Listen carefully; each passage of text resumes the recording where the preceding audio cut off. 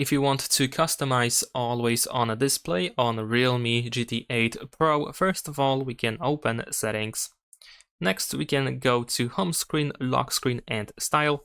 And if you swipe up over here, we should be able to find always on display, which of course can be enabled or disabled in here. You can also choose one of these available modes. In this case, if you go for the full screen mode, the display settings are no longer available. But for seamless and classic, we can actually go over here and then you can choose the display mode in here, and you can choose which display items should be visible on AOD. And besides that, we have different themes and patterns that you can use, so you can choose whichever theme I guess you like the most. We have many different options, as you can see over here. We also have different text colors that we can use, and then you can of course tap on apply in order to use this theme over here. And that's pretty much it. Subscribe to my channel.